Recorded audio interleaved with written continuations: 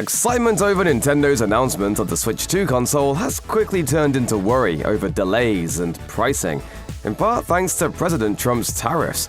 On April 4, 2025, just 2 days after the Nintendo Direct stream fully unveiling the Switch 2, announcing its June 5th release date, and teeing up pre-orders for the system, the console maker has announced that pre-orders in the US aren't starting when they initially set them. Nintendo said in a statement to IGN, pre-orders for Nintendo Switch 2 in the US will not start April 9, 2025, in order to assess the potential impact of tariffs and evolving market conditions. Nintendo will update timing at a later date.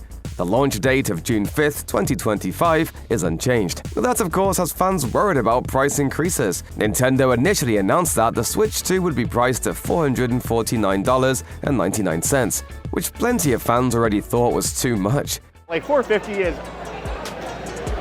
it's not good. When it was released in 2017, the original Switch was $299.99, though it also had considerably fewer features than the Switch 2. The newer OLED version of the Switch retails for $349.99. It does seem that Nintendo and the video game industry in general could be especially hard hit by the tariffs President Donald Trump announced on April 2nd, just hours after the Nintendo Direct stream.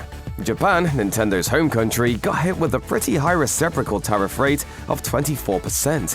Even more concerning, Forbes reports that Nintendo moved much of its Switch production to Vietnam in 2019. Trump has hit that country with a much larger tariff rate of 46%, one of the highest. Sony's PlayStation consoles are manufactured in Japan and China, the latter of which now has a 34% reciprocal tariff on top of an existing 20% duty, for a total of a whopping 54%. Microsoft's Xbox consoles are also made in China, as are Steam Decks.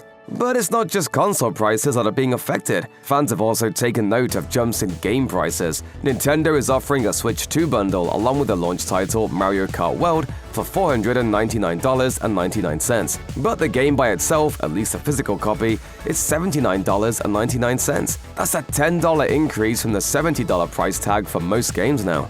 Nintendo got into the nitty-gritty details in a Treehouse stream on April 3rd, announcing different prices for digital and physical copies of games. While the physical copies of some games seem to be going up to $80, the digital versions are still going to be priced at $70, unless the tariffs change all of that too. Kotaku noted that the comments in the live chat on that stream turned into a litany of people demanding that Nintendo drop the price, and saying, "Not buying, too expensive." It's unclear if those comments are referring to the Switch 2 console, the games, or both. Probably both. One commenter pleaded, "You'll make more money if you drop the price." Former Nintendo of America PR managers Kit Ellis and Krista Yang said on their YouTube channel that the uproar over the Switch 2 price puts Nintendo in a tough position, calling it a true crisis moment for the company. It just exploded today of really people did. being really unhappy about this. This all has to be especially disheartening for people who prefer to buy physical copies of their games. It almost feels like Nintendo nudging its customers away from cartridges and to digital downloads. The Switch 2 having 256 gigabytes of internal memory compared to just 32 in the original Switch would seem to indicate that even further. So what we're all left with is a lot of questions. When will US pre-orders start? Will the Switch and its games prices go up even higher? How will the tariffs affect the prices of other companies' consoles and games? All we can do for now is wait and worry.